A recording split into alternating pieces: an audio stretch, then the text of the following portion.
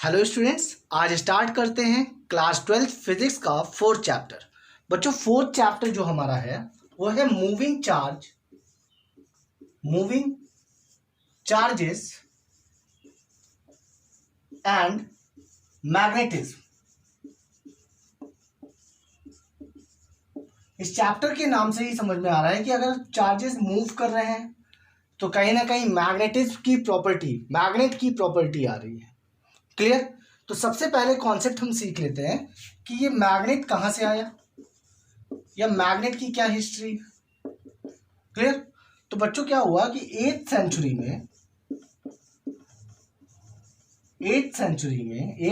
BC, clear, Greek had discovered mineral magnetite. Greek ने mineral magnetite discovered किया। Clear? ये जो मिनरल मैग्नेटाइट था इट अट्रैक्ट आयरन। ये देखा गया कि ये आयरन को अट्रैक्ट कर रहा था, ठीक है, but it does not attract other minerals को ये अट्रैक्ट नहीं कर रहा था। तो प्रॉब्लम ये आई कि ये किस तरीके की फोर्स है, बिकॉज यहां पे अट्रैक्शन हो रहा था। तो अगर अट्रैक्शन हो रहा है तो ये किस तरीके की फोर्स है, बिकॉज ग्रेविटेशनल फोर्स हमने पढ़ रखी है। ग्रेविटेशनल फोर्स में हमने देखा था कि दो बॉडी के पास अगर मास है तो उनके बीच में एक फोर्स ऑफ अट्रैक्शन होगी। ये मास m1 है, m2 है, सेपरेशन r का है, तो हम क्या जानते हैं कि F is equal to G m1 m2 upon r square. यहां पर एक फोर्स एक्सर्ट कर रही थी और ये कैसी फोर्स थी? ग्रेविटेशनल फोर्स थी। It is a field force, without contact थी, तो इसको हम लोग फील्ड फोर्स बोलते हैं। सेम मेथड से हमने देखा इलेक्ट्रोस्टैटिक में कि कोई दो चार्ज है Q1 Q2, उनका सेपरेशन r है, तो उनके बीच में भी एक फोर्स लग रही थी जिसको हम लोग बोले थे K Q1 Q2 upon r square. यहां पर भी फोर्स एक्सर्ट हो रही थी और ये भी एक फील्ड फोर्स थी। किस वजह से ये फोर्स लग रही थी? इलेक्ट्रिक फील्ड की वजह से। किसकी वजह से? इलेक्ट्रिक फील्ड की वजह से। क्लियर हो रहा है? तो बच्चों अगर ये दो फील्ड फोर्स है जो कि मास पे लग रही है और चार्ज पे लग रही है, बट ये जो फोर्स थी ये एक मास को तो अट्रैक्ट कर रही है, आयरन को तो अट्रैक्ट कर रही है, बट ये अदर मिनरल्स को नहीं अट्रैक्ट कर रही है। तो ये कॉन्सेप्ट आया कि ये कोई दूसरे तरीके की फोर्स है। क्लियर? इन्होंने यहां पे इसको देखा कि लेटर ऑन, ये बोल सकते हो आप कि later on it discover pieces of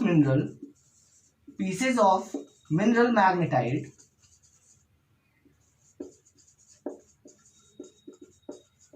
दिख रहा है यहां पे, ठीक है। pieces of mineral magnetite also attract each other or repel each other। Clear है? मतलब ये आपस में इनके जो पीसेस थे वो एक दूसरे को अट्रैक्ट भी कर रहे थे और रिपल भी कर रहे थे। कैसे कर रहे थे?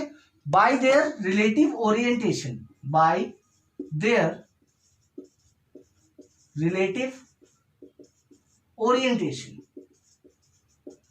क्लियर? वो इनके रिलेटिव ओरिएंटेशन के कंपैरिजन में अट्रैक्शन और रिपल्सन भी कर रहे थे। इट मीन्स कि ये जो मिनरल मैग्नेटाइट था ये अपने पीसेस के साथ अट्रैक्ट और रिपल हो रहा था और ये आयरन को अट्रैक्ट कर रहा था। क्लियर? तो यहां से ये डिस्कवर हुआ कि ये कोई तीसरे तरीके की फील्ड फोर्स है। क्या है? तीसरे तरीके की फील्ड फोर्स है और इस फील्ड को हमने नाम दिया मैग्नेटिक फील्ड। क्लियर है? मैग्नेटिक फील्ड कॉन्सेप्ट समझ में आया कि मिनरल मैग्नेटाइट अट्रैक्ट कर रहा था आयरन को और अपने पीसेस के साथ भी रिलेटिव ओरिएंटेशन में अट्रैक्ट और रिपल कर रहा था। तो ओवरऑल कॉन्सेप्ट ये आया कि ये कोई तीसरे तरीके की है जो कि स्पेशली किसको कर रहा है, अपने ही पीसेस को कर रहा है जिससे वो खुद बना, और वो आयरन को भी अट्रैक्ट कर रहा है। क्लियर है? तो यहां पे हमने इसको नाम दिया मैग्नेटिक फील्ड। क्लियर हो गया कॉन्सेप्ट? अब क्या हुआ कि जैसे जैसे इसकी डिस्कवरीज हुई आगे, मतलब इस पर रिसर्च हुई, आगे इस पर स्टडी होने लगी, तो ओवरऑल कॉन्सेप्ट ये देखा गया कि एक और एक्सपेरिमेंट हुआ जिससे हमें ये पता चला कि जो मैग्नेटिक फील्ड है ये सिर्फ मिनरल मैग्नेटाइट से ही नहीं और भी किसी वजह से मैग्नेटिक फील्ड क्रिएट हो रही थी। कैसे, क्या हुआ, रफ कर देते हैं इसको। कॉन्सेप्ट ये आया कि इन 1820 एक प्रोफेसर थे sir Hans Christian Oersted. Clear? Hans Christian Oersted. अब इन्होंने क्या किया, ये क्या कर रहे थे, ये एक एक्सपेरिमेंट कर रहे थे। कहाँ कर रहे थे? अपने लैब में कर रहे थे। एक्सपेरिमेंट में ये एक बैटरी यूज कर रहे थे, उस बैटरी से ये वायर कनेक्ट किए हुए थे, यहाँ की वगैरह लगाए थे, तो इस वायर में करंट फ्लो कर रहा था और ये बार बार इस बैटरी का पोटेंशियल चेंज करके इस वायर में करंट मेजर कर रहे थे। क्लियर? क्या हुआ कि गलती से इन्होंने देखा कि एक, मान लो गलती से ये हुआ, कॉन्सेप्ट ये आया कि गलती से वहां पर एक मैग्नेटिक कंपास रखा था, मैग्नेटिक कंपास था। क्लियर? अब ये जो मैग्नेटिक कंपास था, जब इनकी नजर पड़ी, इन्होंने इसको ऑब्जर्व किया, तो इन्होंने देखा कि जब भी इस वायर पे करंट फ्लो कर रहा है तो ये मैग्नेटिक कंपास डिफ्लेक्ट हो जा रहा है। क्या हो जा रहा है? डिफ्लेक्ट हो जा रहा है। यहां पे डिफ्लेक्शन हो रहा है। कब हो रहा है? जब इस वायर पे करंट फ्लो कर रहा है। जब यहां पे स्विच ऑफ कर दे, वो की ऑफ कर दे, तो ओवरऑल देखें कि ये वापस अपने नॉर्थ साउथ पोल पे आ जाए। मतलब कि जब भी इस करंट कैरिंग वायर की, मतलब इस वायर से जो करंट फ्लो कर रहा है उसकी वजह से कुछ ना कुछ इफेक्ट इसके नीडल पे आ रहा है। अब इन्होंने दिमाग ये लगाया, पहले तो एक कॉन्सेप्ट इन्होंने और चेक किया। इन्होंने क्या किया, इसका पोल चेंज किया। इन्होंने यहाँ पे पॉजिटिव कर दिया और इधर आपका नेगेटिव से ज्वाइन कर दिया। तो इससे क्या हुआ, इससे इन्होंने करंट की डायरेक्शन को रिवर्स किया। If reverse direction of current, deflection also reversed, deflection also reversed. Clear? यहां पे इन्होंने देखा कि जब इन्होंने करंट की डायरेक्शन को रिवर्स किया, ये सेकंड केस में करंट ऐसे जा रहा है, पॉजिटिव टू नेगेटिव। क्लियर? तो यहां पे इन्होंने देखा कि इस पे क्या हुआ कि ये जो डिफ्लेक्शन हो रहा था, ये डिफ्लेक्शन इधर होने लगा। जो उधर उस साइड हो रहा था पहले केस में, दूसरे केस में इधर होने लगा। कब होने लगा? जब पोल्स को चेंज किया। किसको चेंज किया? पोल चेंज किया। ठीक है, कॉन्सेप्ट समझ में आया? पोल चेंज करने पे क्या हुआ? करंट की डायरेक्शन चेंज हो गई। कॉन्सेप्ट समझ में आया? अब इससे इन्होंने ये सोचा कि ये जो मैग्नेटिक नीडल है ये तो एक मैग्नेट है, और जो मैग्नेट है उस मैग्नेट को फोर्स कौन लगा सकता है? या तो वो खुद मैग्नेट का पीस हो, या फिर वो आयरन की कंडीशन में हो तो वो उसको मैग्नेट अट्रैक्ट करेगा। ठीक है, बट यहां पर इन्होंने सोचा कि इसको अट्रैक्ट कौन कर रहा है, या इसको रिपल और अट्रैक्शन की कंडीशन कौन दे रहा है। तो ये डिस्कवर हुआ कि जब भी कोई करंट कैरिंग वायर होता है, क्या होता है? करंट कैरिंग वायर होता है, current carrying wire produce some magnetic field around it. Clear? कि जो करंट कैरिंग वायर है वो कुछ मैग्नेटिक फील्ड क्रिएट करती है या प्रोड्यूस करती है अपने सराउंडिंग में, जिसकी वजह से उसके नियर जब ये मैग्नेटिक कंपास आया तो इसमें ये डिफ्लेक्शन स्टार्ट हो गया। क्लियर? अब इसको और अच्छे तरीके से चेक किया गया और भी इस पे एक्सपेरिमेंट हुए कि कितनी मैग्नेटिक फील्ड है, या ये जो डिफ्लेक्शन हो रहा है इट मीन्स कि यहाँ पे फोर्स लग रही है, ये जो फोर्स लग रही है ये फोर्स कितनी लग रही है। ठीक है, कॉन्सेप्ट समझ में आया क्या हो रहा है? कि पहले तो ये चीज देखा गया, उसके बाद इस पर स्टडी होना स्टार्ट हो गई कि कितनी फोर्स वगैरह लग रही है। ठीक है, तो पहले एक कॉन्सेप्ट ये देखा गया कि ये कोई करंट कैरिंग वायर है। ठीक है, इसमें आई करंट फ्लो कर रहा है, यहां से किसी पर्टिकुलर डिस्टेंस पे, या ये समझ लो कि यहां पे इसके नियर एक charge Q, positive charge Q है, और इस समय ये पॉजिटिव चार्ज क्यू रेस्ट पे है। तो जब इस वायर पे करंट फ्लो कर रहा है तो इस चार्ज पर क्या हुआ कि कोई फोर्स एक्सर्ट होना चाहिए। इलेक्ट्रिक फील्ड में ऐसा होता था, इलेक्ट्रिक फील्ड में रेस्ट चार्ज पर भी फोर्स लगती थी। जो ये क्या कर रही है, एक मैग्नेटिक फील्ड क्रिएट कर रही होगी ना। कैसे मैग्नेटिक फील्ड? कॉन्सेंट्रिक्स, इसमें राइट हैंड थंब रूल लगा लो, ये है, फिंगर को कर्ल करो तो जो डायरेक्शन आएगी वो आपकी मैग्नेटिक फील्ड की होगी। क्लियर? तो इससे क्या होगा कि एक मैग्नेटिक फील्ड है, यहाँ पे इसके मैग्नेटिक फील्ड पर एक चार्ज क्यू है, रेस्ट पे है, तो क्या इस पर कोई फोर्स लगेगी? तो बोलोगे नो, फोर्स यहां पर जीरो होगी, नो फोर्स एक्सर्ट। तो नोट करके लिख लेना, no force exert by magnetic field. Magnetic field is denoted by B vector. Clear? यहां पे आज से इसको पढ़ लो और इसको प्रैक्टिस करना स्टार्ट करो। मैग्नेटिक फील्ड जहां पे भी बोलेगा वहां पे, या मैग्नेटिक फील्ड इंटेंसिटी बोलेगा तो वहां पे आप बी वेक्टर यूज करोगे। ठीक है, तो no force exert by magnetic field when charge is at rest. Clear? Charge अगर रेस्ट पे है तो वहां पर कोई भी मैग्नेटिक फील्ड इस पर नहीं लगेगी। क्लियर? बट इन्होंने सेकंड केस देखा, इन्होंने क्या किया कि सेम कंडीशन पे इस क्यू चार्ज को कुछ वेलोसिटी से मूव कराया। जैसे ही इन्होंने इस क्यू चार्ज को कुछ वेलोसिटी से मूव कराया तो ये जो इसका मोशन था ये स्ट्रेट लाइन की जगह यहां पे आते आते कर्ल हो गया। इट मीन्स कि ये जो चार्ज था ये करंट की वजह से स्ट्रेट लाइन पे ना जा करके डिफ्लेक्ट हो गया, थोड़ा सा उसका जो मोशन था वो कर्ल हो गया। अब यहां से स्टार्ट हुआ। ठीक है, यहां पे क्या फोर्स लगी? यस, फोर्स लगी। कितनी लगी? यहां पे लगी Q V B sine theta. अब ये क्या होता है सर, अभी आगे समझेंगे। क्लियर? बट यहां पर एक फोर्स लगी। ठीक है, कैसे फोर्स लगी, कब फोर्स लगी?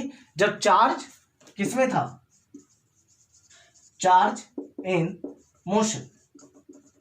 जब चार्ज मोशन में था तो उस समय यहां पर इस चार्ज पर एक फोर्स एक्सर्ट हुई। किसकी वजह से? करंट कैरिंग वायर की वजह से। क्यों? क्योंकि करंट कैरिंग वायर एक मैग्नेटिक फील्ड क्रिएट कर रहा था और उस मैग्नेटिक फील्ड की वजह से मोशन वाले चार्ज पर एक फोर्स एक्सर्ट हुई।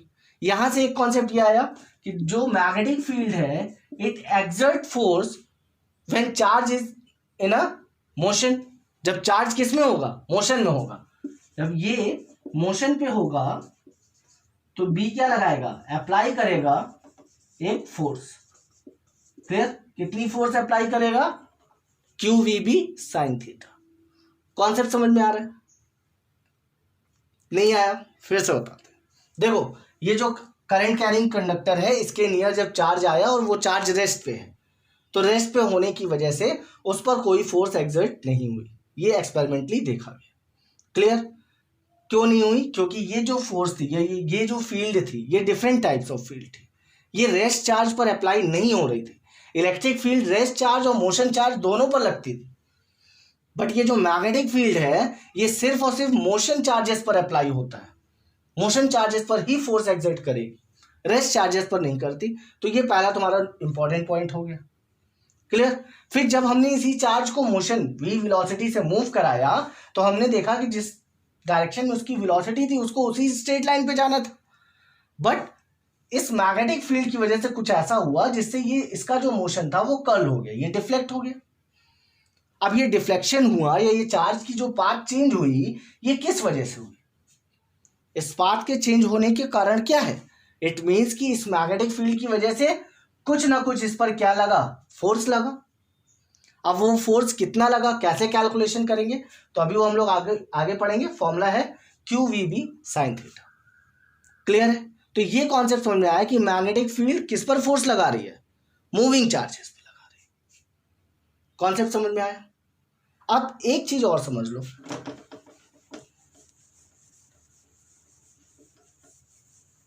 एक कॉन्सेप्ट ये समझ लो कि जो मूविंग चार्ज है वो मूविंग चार्ज आपका क्या क्रिएट कर रहा है? मैग्नेटिक फील्ड क्रिएट कर रहा है। क्लियर। और ये जो मैग्नेटिक फील्ड है ये किस पर लग रही है? मूविंग चार्जेस पे लग रही है। समझ में आ रहा है? यहां पर इस कॉन्सेप्ट का मतलब ये है कि it do not exist monopole. यहां पर देखो जो मूविंग चार्ज है ये मूविंग चार्ज एक मैग्नेटिक फील्ड क्रिएट कर रहा है जो कि मूविंग चार्ज पर ही लग रही है। इस कॉन्सेप्ट के अकॉर्डिंग भाई इलेक्ट्रिक करंट फ्लो कर रहा है वायर पे, इट मींस कि इसमें चार्जेस क्या है? मोशन में है। और उसकी वजह से मूविंग चार्जेस की वजह से क्या हो रहा है? मैग्नेटिक फील्ड क्रिएट हो रही है। अब यहां पे ये जो चार्ज है ये चार्ज भी किस में है? मोशन में है। तो इस पर ही ये फोर्स क्या लग रही है? लग रही है मैग्नेटिक फील्ड के थ्रू। कॉन्सेप्ट समझ में आया? तो ओवरऑल इससे ये समझ में आता है कि यहां पर भी मोनोपोल एग्जिस्ट नहीं करता।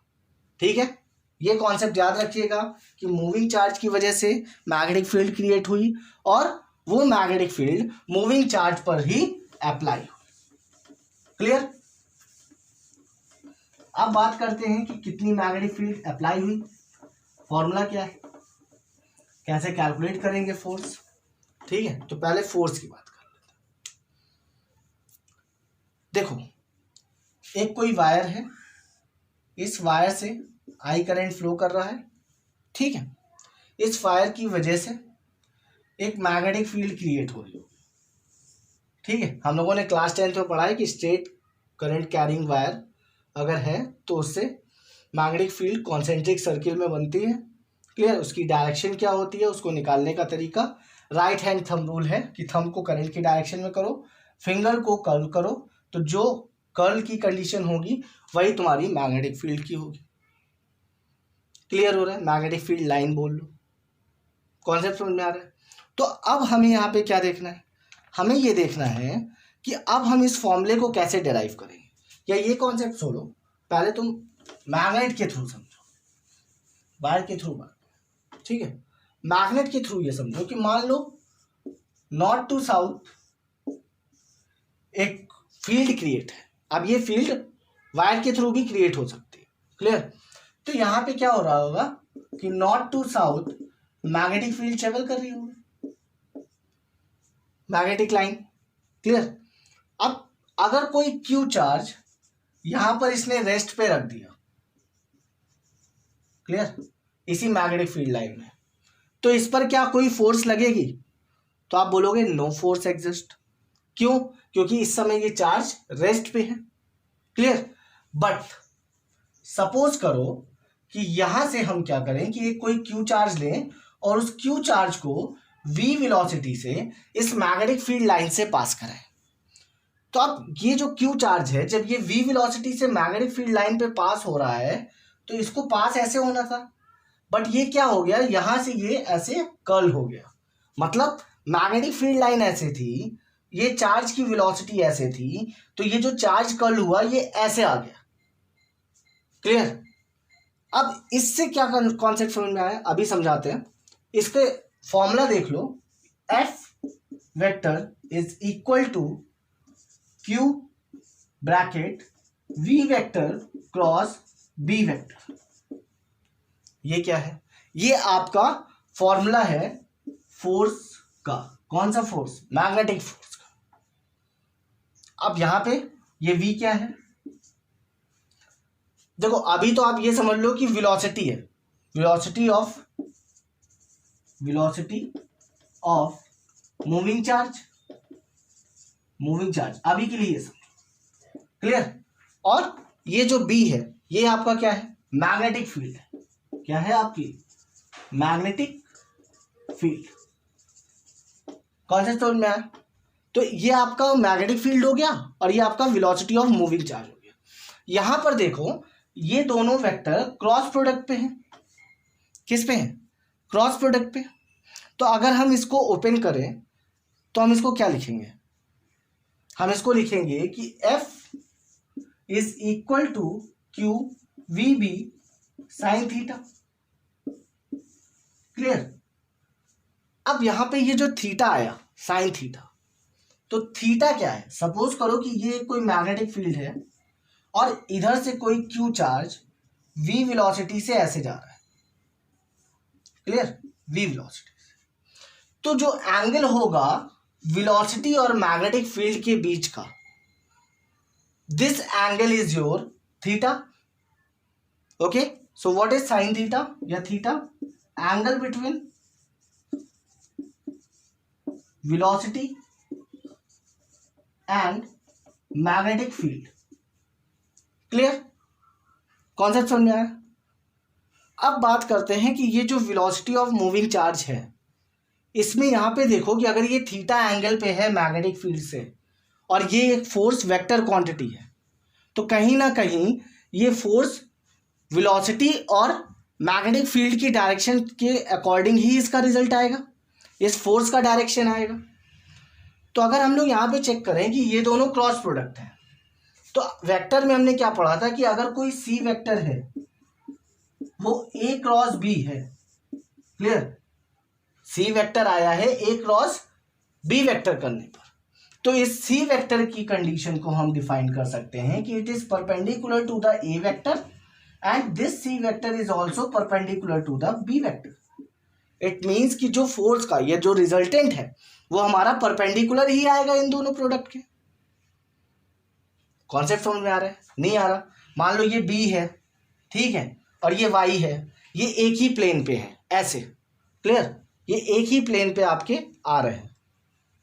कैसे आ रहे हैं? देखो ये एक ही प्लेन है, बट इसका जो रिजल्टेंट आएगा वो रिजल्टेंट आपका कैसा होगा? इधर होगा। कॉन्सेप्ट समझ में आ रहा है? ये ठीक है। तो ये जो रिजल्टेंट आया, this resultant is also perpendicular to the magnetic field. यहां से अगर आपने ऐसे बना दिया कोई फोर्स, ठीक है, तो ये मैग्नेटिक फील्ड से भी क्या होगी? परपेंडिकुलर होगी। और ये आपकी परपेंडिकुलर होगी किससे? वेलोसिटी से भी। कॉन्सेप्ट समझ में आ रहा है? तो यहां से आप ये लिख सकते हो कि F is perpendicular to the velocity and F is perpendicular to the magnetic field. Clear? Concept समझ में आया? क्या समझ में आया? कि ये फोर्स जो है ये क्या है? Q V cross B vector.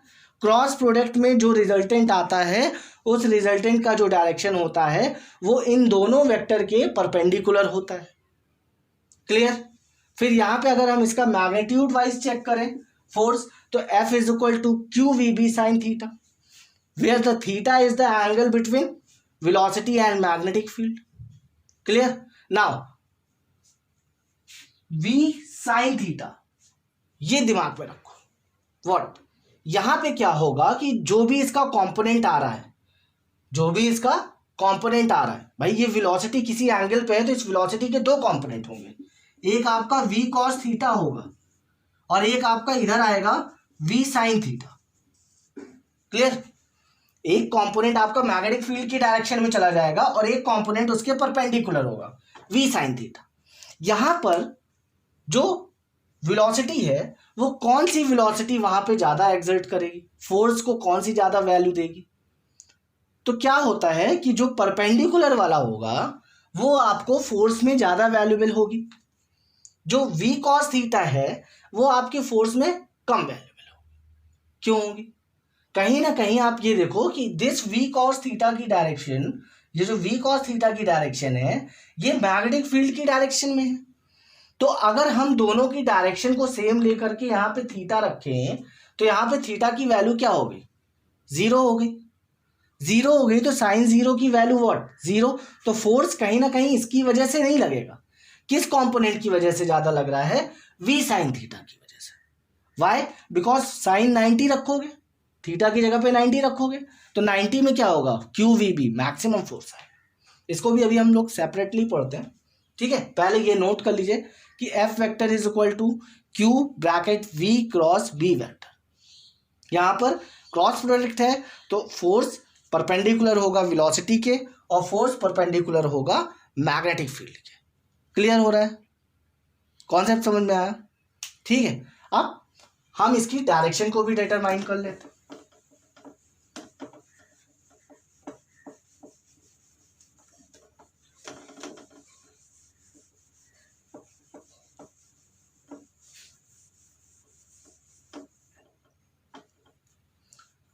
Determine the direction of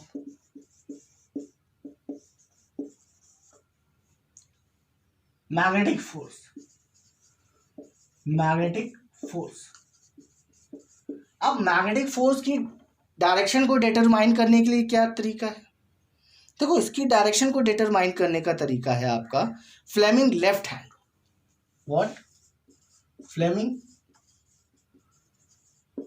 left hand rule. Fleming left hand rule क्या है? ये आपका थंब है, ये आपके फोर फिंगर है और ये आपकी मिडिल फिंगर है। क्लियर? ये थंब है, ये आपकी फोर फिंगर है, ये आपकी मिडिल फिंगर है। ठीक है। अब क्या होगा जरा समझो। ये ले लो, ठीक, ये आपकी फोर्थ फिंगर, ये थंब, ये आपका मिडिल फिंगर। अब यहां पर ये जो फोर फिंगर है ये मैग्नेटिक फील्ड है, ये जो थंब है ये आपका फोर्स है और ये जो मिडिल फिंगर है ये आपकी क्या है? मूविंग चार्ज की डायरेक्शन है या करंट की डायरेक्शन है। ये बोल लो, मूविंग चार्ज और करंट। क्लियर? अब आपको करना क्या है, कैसे आप किसी भी पर्टिकुलर केस में डायरेक्शन ऑफ फोर्स फाइंड करोगे। क्लियर? चलिए एक एग्जांपल देखते हैं और उसके थ्रू सॉल्व करते हैं। मान लो बच्चों कि ये एक मैग्नेटिक फील्ड की डायरेक्शन है। अब आप कहोगे क्रॉस क्या है, तो एक चीज और नोट करके लिख लो कि इनवर्ड के लिए आप क्रॉस बनाओगे और आउटवर्ड के लिए आप डॉट बनाओगे। क्या है कि अगर हम इस बोर्ड के अंदर की बात करेंगे, अंदर कोई चीज जा रही है तो हम उसको क्रॉस से रिप्रेजेंट करेंगे और अगर इससे बाहर कुछ आ रहा है तो हम उसको पॉइंट से रिप्रेजेंट करेंगे। क्लियर हो रहा है? तो यहां पर ये मैग्नेटिक फील्ड है जो कि इस समय क्या है? इनवर्ड है, अंदर जा रही है। क्लियर? अब अगर यहां पे कोई क्यू चार्ज है और उसकी वेलोसिटी v ये है। क्लियर? तो इस चार्ज पर फोर्स किस डायरेक्शन में लगेगी? तो निकालने का तरीका है फ्लेमिंग लेफ्ट हैंड लो। ठीक है, सबसे पहले आप मैग्नेटिक फील्ड की डायरेक्शन में फोर फिंगर को करो। कैसे करोगे? ये जा रही है इनवर्ड, ठीक है। अब करंट की डायरेक्शन में आप मिडिल फिंगर को करो। तो देखो जब ये अंदर गई तो ये आपकी मिडिल फिंगर किधर आई? करंट की वेलोसिटी की डायरेक्शन में, मूविंग चार्ज की डायरेक्शन में। तो थंब की जो डायरेक्शन होगी, this direction upward, this direction is the direction of force. Concept समझ में आया? क्या करना है कि फर्स्ट बी को डायरेक्शन में लाओ, फिर वेलोसिटी को डायरेक्शन में लेके आओ, उसके बाद आपको क्या मिल जाएगा? फोर्स मिल जाएगा। क्लियर? फर्स्ट ये है, सेकंड आपका वेलोसिटी है। बात समझो। और एग्जांपल देख रहे हैं? और एग्जांपल देख लो।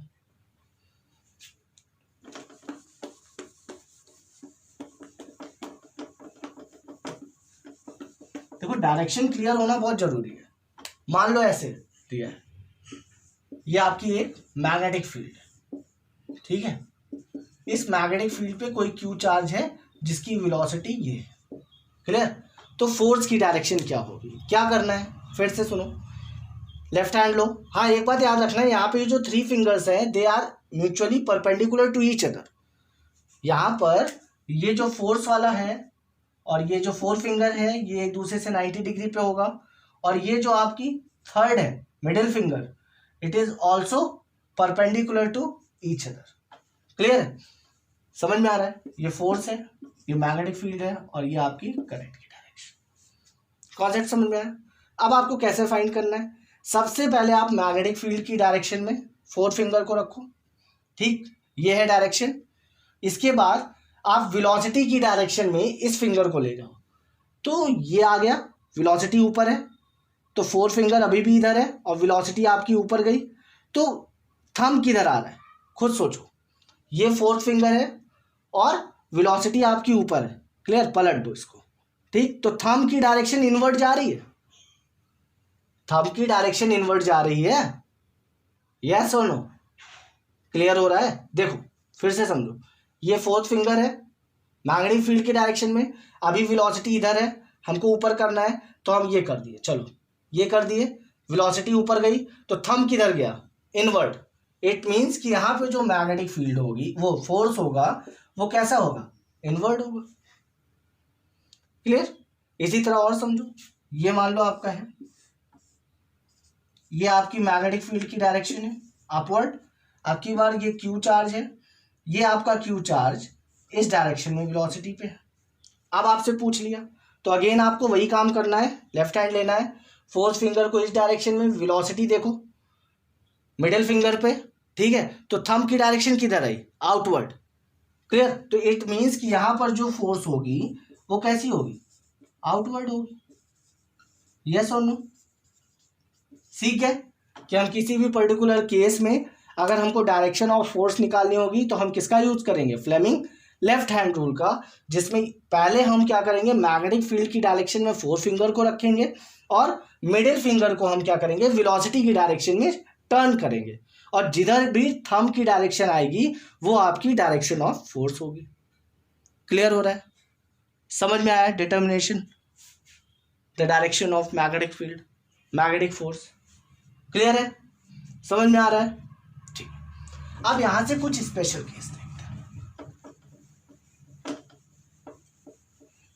स्पेशल केस क्या है,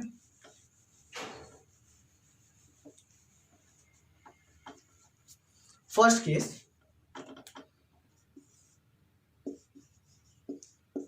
केस आपका है कि किसी भी मैग्नेटिक फील्ड पर या जो मैग्नेटिक फोर्स है, ठीक है, मैग्नेटिक फोर्स ये जीरो कब होगी, मतलब किसी भी चार्ज पर अगर वो मैग्नेटिक फील्ड में है तो वो जीरो कब होगा।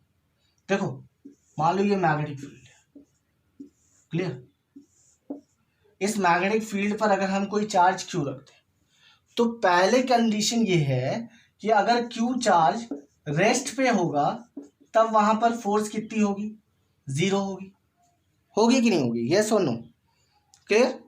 सेकेंड कंडीशन क्या है, सेकेंड कंडीशन ये है कि अगर ये चार्ज v वेलोसिटी से मैग्नेटिक फील्ड की वेलोसिटी डायरेक्शन पे ही जाए, तो यहां पर सपोज कर लो ऐसे है दिया हुआ है कि ये मैग्नेटिक फील्ड है और यहां पे आपका कोई चार्ज था जो कि v वेलोसिटी से इसी डायरेक्शन में जा रहा है, तो यहां पे जो एंगल होगा this theta is 0 degree. So how we calculate the force, q v b sin 0 and the value of sin 0 is 0, it means कि the force become 0 in this case also. Similarly ये charge q opposite direction में जाए, it means कि अब की बार ये charge q इस direction में v वेलोसिटी से जा रहा है, तो अगर दोनों ऑपोजिट डायरेक्शन में है तो यहां पर थीटा क्या आ जाएगा, थीटा आपका आ जाएगा 180 डिग्री। 180 डिग्री पे आप क्या लिखोगे, F is equal to Q V B sine 180 degree. यहां पे आप देखोगे कि साइन 180 की वैल्यू क्या होती है, 0 होती है, तो फोर्स कितना आ जाएगा, 0 आ जाएगा। तो फर्स्ट केस ये समझ में आया कि अगर कोई केस है और इस केस में बोला गया कि मैग्नेटिक फोर्स 0 है उस चार्ज पर, तो वो कब हो सकती है? पहला केस कि वह चार्ज रेस्ट पे हो, दूसरा कि वो जो चार्ज मूव कर रहा है वो मैग्नेटिक फील्ड की डायरेक्शन में मूव करे या फिर उसके जस्ट ऑपोजिट डायरेक्शन में मूव करे। क्लियर? पहला केस ये हो गया। सेकेंड केस ये है कि वो चार्ज मैक्सिमम कब फोर्स एक्सर्ट करेगा, मतलब उस चार्ज पर जो फोर्स लग रही है वो मैक्सिमम फोर्स कब लगेगा। तो ओवरऑल एक्सपेरिमेंटली देखा गया या कैलकुलेशन के अकॉर्डिंग भी चेक कर सकते हैं। सेकंड केस आपका है कि फोर्स मैक्सिमम कब है, ठीक। तो इन्होंने क्या किया कि यही मैग्नेटिक फील्ड थी, इसी मैग्नेटिक फील्ड में इस चार्ज क्यू को इन्होंने perpendicular to the magnetic field direction में ही मूव कराया।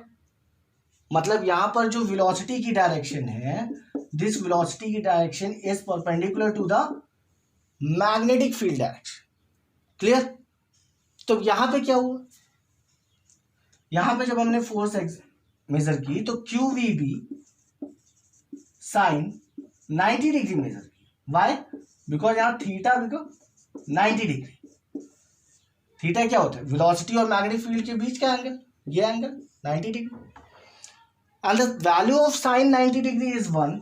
So the value comes QVB, which is maximum value of force, magnetic force, QVB, where the magnitude is 1. Clear? Concept समझ में आया? क्लियर है कि नहीं? यहां पे एक और इंपॉर्टेंट चीज देखो, यहां पे प्लस क्यू चार्ज लिया ना, प्लस क्यू चार्ज पे अगर हम यहाँ पे आपकी इसकी डायरेक्शन पूछें, देखो यहीं पे बता दे रहे हैं कि अगर हम इसकी डायरेक्शन पूछें तो आप क्या करोगे? लेफ्ट हैंड रूल लोगे, फोर्स की डायरेक्शन पूछ रहे हैं, मेरी मैग्नेटिक फील्ड हो गई, ये आपकी वेलोसिटी होगी, ये जो क्या हुआ वेलोसिटी ऐसे जाना चाहिए, तो ये जो फोर्स आई ये इनवर्ट गई, ठीक है, ये फोर्स।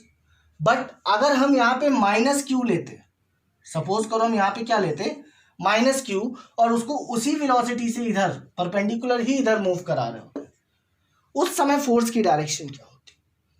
देखो उस समय क्या होगी कि जो डायरेक्शन आपकी इस केस में आई, क्या आई डायरेक्शन? इनवर्ट, उसके जस्ट ऑपोजिट डायरेक्शन होगी जब माइनस क्यू चार्ज होगा।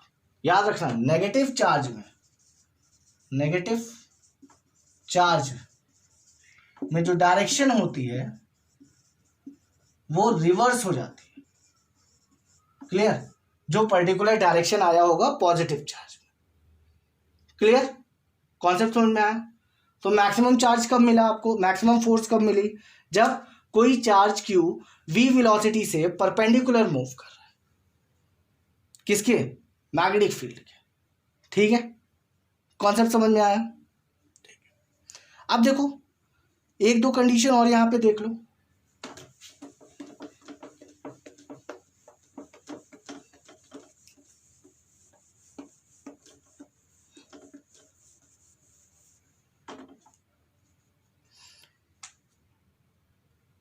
केस ये है कि अगर परपेंडिकुलर मूव हो रहा है, ठीक है, मान लो ये आपका मैग्नेटिक फील्ड है और ये आपकी वी वेलोसिटी, ठीक है, तो दोनों के बीच में एंगल 90 डिग्री, दोनों के बीच में एंगल 90 डिग्री है। तो यहां पे अगर हम इस चार्ज क्यू के थ्रू वर्क डन चेक करें, चार्ज क्यू के थ्रू वर्क डन चेक करें, तो वर्क डन क्या होगा ये बताओ?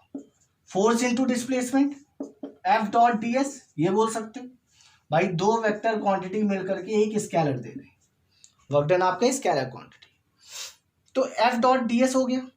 अब डी एस का ये डी एस क्या है? डिस्प्लेसमेंट वेक्टर, इसकी भी डायरेक्शन होगी। यहां पे देखो ये जो क्यू चार्ज मूव कर रहा है तो डिस्प्लेस तो कर ही रहा है, इसके डिस्प्लेसमेंट वेक्टर की डायरेक्शन क्या होगी? In the direction of velocity. Clear? It means कि in this case also the angle between force and displacement is what? 90 degree. So what we write here, we write कि work done is equal to F into S या DS बोलो, S बोल लो, ठीक है, FS cos theta.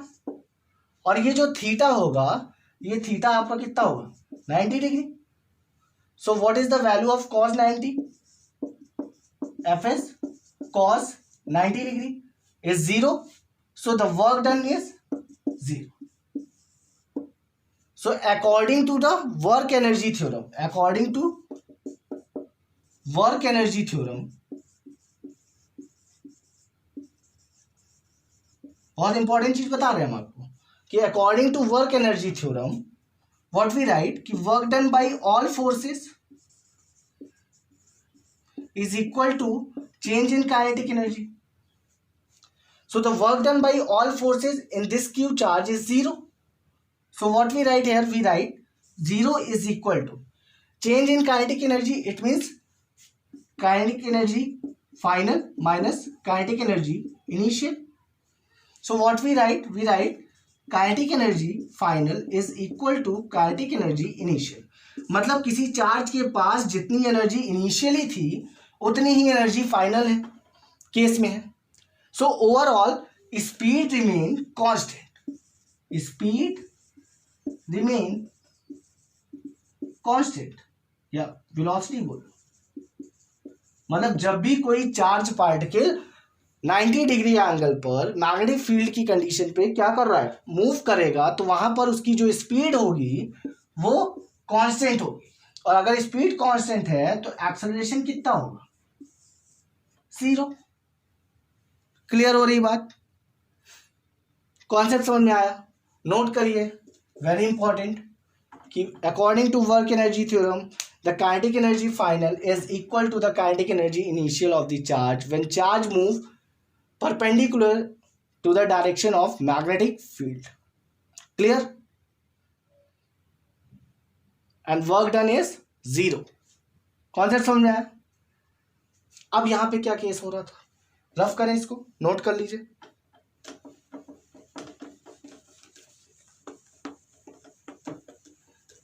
अब यहां पे कुछ स्पेशल केस देखा गया. इसी स्पेशल केस में कि जो मोशन हो रहा था उस चार्ज का मोशन कैसे हो रहा था, ये भी समझना जरूरी है कि जो चार्ज का मोशन हो रहा है वो आपका किस कंडीशन में हो रहा है या आप उसको कैसे डिराइव करोगे. देखो ये आपकी क्या है, मैग्नेटिक फील्ड.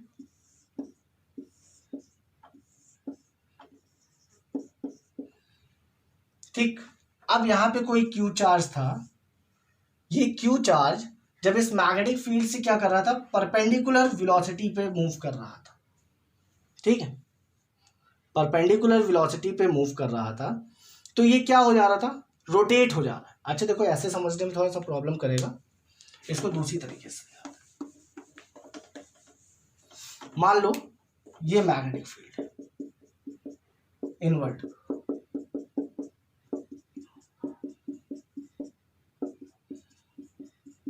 क्लियर. अब यहां पे कोई चार्ज क्यू है, इस चार्ज क्यू को आप v वेलोसिटी से इधर मूव करा रहे हो, तो इस पर फोर्स कैसे लगेगी सोचो. ठीक है, ये मैग्नेटिक फील्ड है, तो मैग्नेटिक फील्ड की डायरेक्शन में क्या करोगे, फोर्थ फिंगर को रखोगे वेलोसिटी की डायरेक्शन में, वेलोसिटी की डायरेक्शन में मिडिल फिंगर को, तो थंब किधर आया, अपवर्ड. इट मींस कि फोर्स कहाँ लग रही है, इधर लग रही है. तो ओवरऑल देखा गया कि जब परपेंडिकुलर मैग्नेटिक फील्ड से किसी चार्ज को मूव कराया गया तो वो जो चार्ज था वो ट्रेवल करने लगा सर्कुलर पाथ पे. बात समझो, इसको अच्छे से बना लो. चार्ज कैसे मूव करने लगा, सर्कुलर पाथ पे मूव करने लगा. ठीक, ये क्यू चार्ज आपका सर्कुलर पाथ पर मूव करने लगा. अब सर्कुलर पाथ पे मूव कर रहा था तो इस पे फोर्स किधर लग रही है, टुवर्ड द सेंटर. क्यों, क्योंकि मान लो ये चार्ज यहां से यहां आ गया तो यहां पर इसकी वेलोसिटी ये हो जाएगी. क्लियर, यहां पे इसकी वेलोसिटी ये हो जाएगी, फोर्स किधर लगेगा, इधर. यहाँ पे कोई चार्ज है, इसकी वेलोसिटी ये हो जाएगी और फोर्स किधर लगेगा, इधर. यहाँ पे चार्ज है तो यहाँ पे वेलोसिटी ये हो गई, फोर्स किधर लगा, इधर. तो ओवरऑल कॉन्सेप्ट पे देखो कि मैक्सिमम फोर्स जो मैग्नेटिक फोर्स आ रही थी वो कितनी आ रही थी, QVB. क्लियर। और यहां पर जो सर्कुलर मोशन हो रहा है, इस सर्कुलर मोशन की वजह से एक सेंट्रीपिटल फोर्स हो गई या सेंट्रीफ्यूगल फोर्स हो गई। भाई सेंट्रीपिटल सेंटर पे लग रही है, इसके जस्ट अपोजिट एक फोर्स लगती है, वो होती है सेंट्रीफ्यूगल। सेंट्रीफ्यूगल फोर्स, सेंट्रीफ्यूगल हमारी क्या फोर्स होती है, mv स्क्वायर अपॉन आर। क्या होती है, mv स्क्वायर अपॉन आर। अब देखो ये कॉन्सेप्ट क्यों लगाया जा रहा है, ये कॉन्सेप्ट लगाया जा रहा है कि वो जो मोशन क्रिएट कर रहा है वो किस रेडियस के अलाउंग मोशन क्रिएट कर रहा है।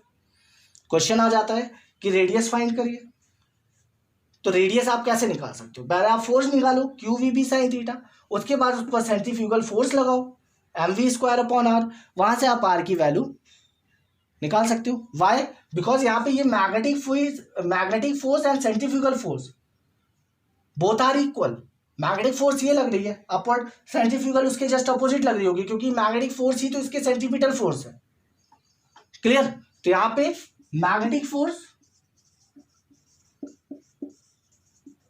Is equal to the centripetal force, centrifugal force. समझ में आ रहा है कॉन्सेप्ट, क्लियर हो रहा है। तो ये जो मैग्नेटिक फोर्स है, it is your Q V B and this centrifugal force is your mv square upon R. Clear. यहां से देखो ये वेलोसिटी, ये स्क्वायर कैंसिल हो गया, आर को सिंगल करो, so R is equal to mv upon Q B. Note करिए, this is your formula for finding the radius. ठीक है। सिमिलरली आप यहां पे और क्या निकाल सकते हो, सोचो, और कुछ निकालने का तरीका है। रेडियस तो निकाल लिया,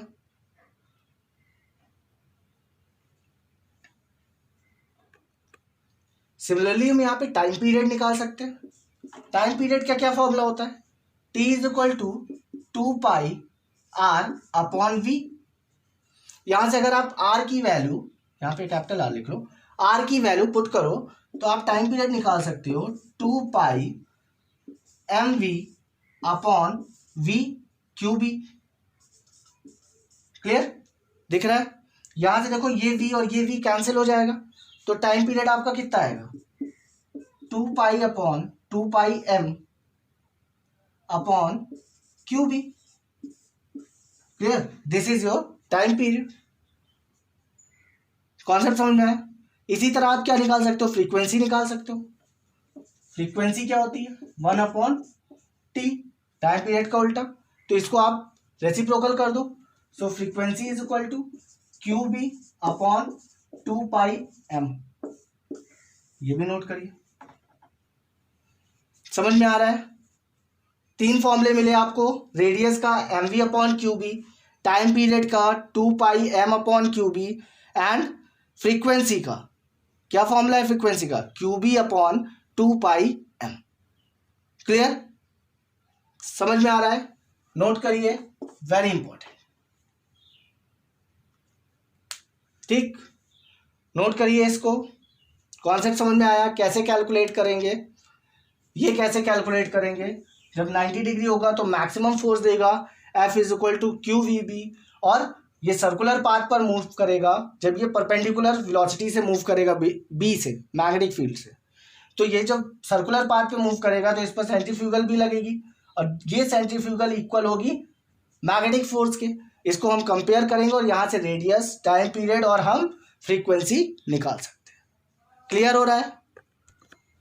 तो ये हमारा कॉन्सेप्ट था बच्चों, force on a moving charge. कौन सा फोर्स, मैग्नेटिक फोर्स। क्लियर, तो पढ़ते रहिए इसको, बुक से रीड करिए, बुक से इससे रिलेटेड क्वेश्चंस लगाइए, इस पर हम क्वेश्चंस करेंगे बट नेक्स्ट लेक्चर में। क्लियर, फिर आगे हम मैग्नेटिक फील्ड इंटेंसिटी फाइंड करना भी सीखेंगे ड्यू टू बायोट-सैवर्ट लॉ, और भी बहुत सारी केसेस आएंगे। यहाँ पर एक केस छूटा है हमारा, ठीक है, उस केस के बारे में भी हम डिस्कस करेंगे नेक्स्ट लेक्चर में। क्लियर, तो पढ़ते रहिए।